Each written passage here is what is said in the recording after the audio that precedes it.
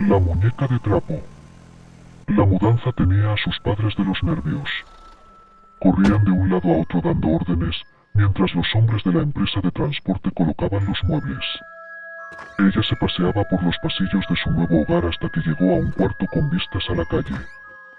Se asomó a la ventana y le encantó lo que vio. Esa sería su habitación. Dio media vuelta y entonces en un rincón oscuro detrás de la puerta, sus ojos se posaron en una pequeña muñeca de trapo. Seguramente había pertenecido a los antiguos inquilinos. Se convertiría en su nuevo juguete favorito. Un día que su madre pasaba por delante de su puerta escuchó a su hija hablar con alguien. Se asomó con cuidado y comprobó que la otra voz la emulaba a su hija, lo que le pareció tierno. Era una niña adorable. Se marchó sin prestar atención a la conversación que, en juegos, tenía la pequeña con su muñeca de trapo. Pero no puedo volar. Si puedes. Eres una niña especial. Eres bruja y por eso puedes entender a las muñecas. Agarra la escoba y verás qué divertido es volar. Aunque no me dejen papá y mamá. Claro. No se van a enterar, eres bruja. Convencida, la niña obedeció a la muñeca. Buscó la escoba de la cocina, regresó a su habitación, abrió la ventana y saltó. Cuando abrió los ojos vio como sus padres lloraban desconsolados. Algo extraño ocurría, le parecían mucho más altos de lo que eran. Intentó llamarlos pero no parecían oírla, y en ese momento la vio, una niña de pelo largo y negro, demacrada y fea, la miraba desde un rincón de la habitación.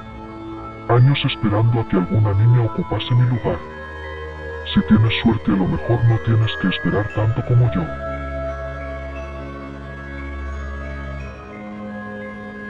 La sonrisa del payaso. Una clásica historia de terror de los colegios mayores de Madrid que poco a poco se fue propagando por otros ambientes universitarios españoles. La historia cuenta que una chica joven esperaba el autobús nocturno en una parada del bus en la zona de Metropolitano, el núcleo más importante de colegios mayores de la capital. El lugar se caracteriza por estar rodeado de parques del campus universitario, que en conjunción con los edificios de las facultades vacías y la noche, era sin duda un escenario digno de una peli de terror. Mientras la chica esperaba a su autobús, por la zona llegaron un grupo de chicos de aspecto neonazi que comenzaron a molestarla. La situación acabó con ellos, dibujándola, la llamada sonrisa del payaso en la cara para que no pudiera gritar, porque su macabra intención era violarla. La dicha sonrisa no es más que un corte a cada lado de la comisura de los labios que evita que la víctima pueda gritar para evitar desgarrarse aún más. Kiyotaki, la leyenda del túnel maldito. Esta historia de terror, muy popular en Japón, trata de un túnel embrujado. El paso subterráneo de Arashiyama a Saga Kiyotaki se construyó a principios del siglo XIX en condiciones atroces. Se dice que muchos trabajadores murieron por accidentes o agotamiento durante su construcción. Por ello, no es de extrañar que las almas perdidas ronden el lugar. Se dice que una dama blanca u otros fantasmas pueden ser vistos allí causando accidentes de tráfico. Además, el túnel de Kiyotaki tiene 444 metros de longitud y, recuerda, el número 4 está maldito en el archipiélago. Así que, si alguna vez viajas por este corredor de oscuridad, ten cuidado al conducir.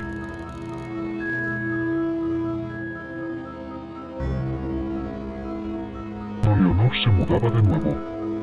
A su madre le encantaba la restauración, así que su predilección por las casas antiguas empujaba a la familia a llevar una vida más bien nómada. Era la primera noche que dormían allí. Como siempre, su madre le había dejado una pequeña bombilla encendida para espantar todos sus miedos. Cada vez que se cambiaban de casa le costaba conciliar el sueño. La primera noche apenas durmió. El crujir de las ventanas y del parqué la despertaba continuamente. Pasaron 3 días más hasta que empezó a acostumbrarse a los ruidos y descansó del tirón. Una semana después, en una noche fría, un fuerte estruendo la sobresaltó. Había tormenta y la ventana se había abierto de par en par por el fuerte vendaval. Presionó el interruptor de la luz, pero no se encendió. El ruido volvió a sonar, esta vez, desde el otro extremo de la habitación. Se levantó corriendo y, con la palma de la mano extendida sobre la pared, empezó a caminar en busca de su madre. Estaba completamente a oscuras. A los 2 pasos, su mano chocó contra algo. Lo palpó y se estremeció al momento. Era un mechón de pelo. Atemorizada, un relámpago iluminó la estancia y vio a un niño de su misma estatura frente a ella. Arrancó a correr por el pasillo, gritando, hasta que se topó con su madre. ¿Tú también lo has visto?, le preguntó. Sin ni siquiera preparar el equipaje, salieron pitando de la casa. Volvieron al amanecer, tiritando y con las ropas mojadas. Se encontraron todo tal y como lo habían dejado, menos el espejo de la habitación de la niña. Un mechón de pelo colgaba de una de las esquinas y la palabra «fuera» estaba grabada en el vidrio. La familia se mudó de manera definitiva para dejar atrás aquella pesadilla. Leonor había empezado a ir a un nuevo colegio y tenía nuevos amigos. Un día, la profesora de castellano les repartió unos periódicos antiguos para una actividad. La niña ahogó un grito cuando, en una de las portadas, vio al mismo niño una vez más, bajo un titular, «Aparece muerto un menor en extrañas circunstancias».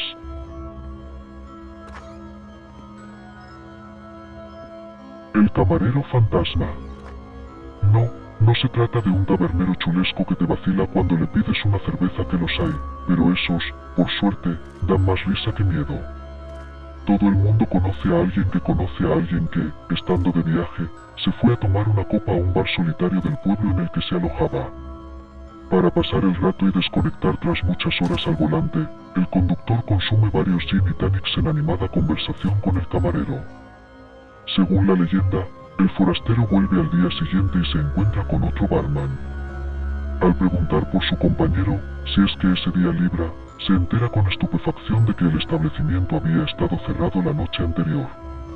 Ahora mismo todos estamos visualizando un bar de carretera cercano a un polvoriento motel de la Ruta 66, pero el caso es que esta leyenda también tiene su versión celtibérica.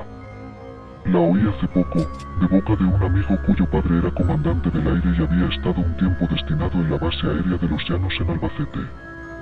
Cuando al cabo de 6 meses volvió a esa base para una breve instrucción, decidió una noche acercarse a la cantina para ver si aún estaba Tomás, el soldado camarero con el que había hecho buenas migas durante su anterior estancia. Todavía estaba al cargo y el mando se pasó un buen rato bebiendo magno y contándole anécdotas al soldado. Al día siguiente la cantina estaba cerrada.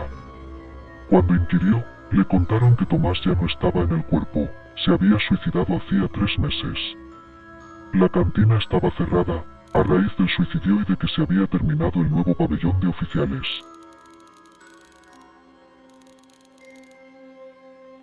Comida adulterada. No hace mucho corría por internet el rumor de que KFC había tenido que eliminar de su nombre la palabra chicken porque en realidad lo que vendían no era pollo, sino algo creado genéticamente. Circularon incluso algunas fotos sorprendentes.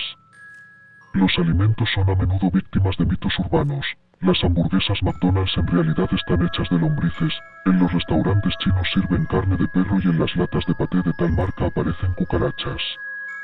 Estas leyendas se nutren de que en realidad a veces sí que saltan noticias escandalosas a los periódicos, como aquella del pastel de Ikea en cuyo análisis se encontraron excrementos humanos, pero quiero pensar que en Europa al menos hay un férreo control de las medidas de seguridad e higiene alimentaria, ¿o no?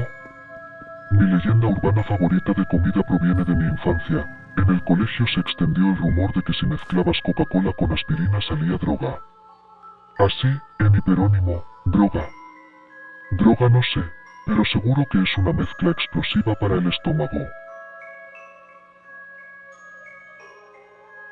Los suicidios de Pokémon. En marzo de 1996, tras el lanzamiento de Pokémon Rojo y Verde 1.0, en Japón se dieron 104 suicidios de niños entre 10 y 15 años. Algunos se ahorcaron, otros se arrojaron al vacío desde altos edificios, los hubo que se cortaron las venas. ¿Qué tenían todos en común? Todos ellos, según sus padres, estaban enganchados al juego. Se desencadenó el rumor de que escuchar la música del pueblo la banda incitaba a los menores al suicidio. Según esta leyenda urbana, ritmos binaurales de tono alto afectaban al cerebro de los niños, aunque, como sucede con el test del mosquito, los adultos eran inmunes a esa frecuencia. Alguien se inventó una enfermedad, el síndrome del pueblo lavanda, que inducía a los niños al suicidio. La leyenda se disparó por las redes, amenizada con todo tipo de especulaciones, como el peligro inminente de los cartuchos de juego que todavía circulaban por el mundo, responsables directos de las muertes. Se habló mucho del suicidio de uno de los programadores, Shiro Miura, y del macabro legado que dejó.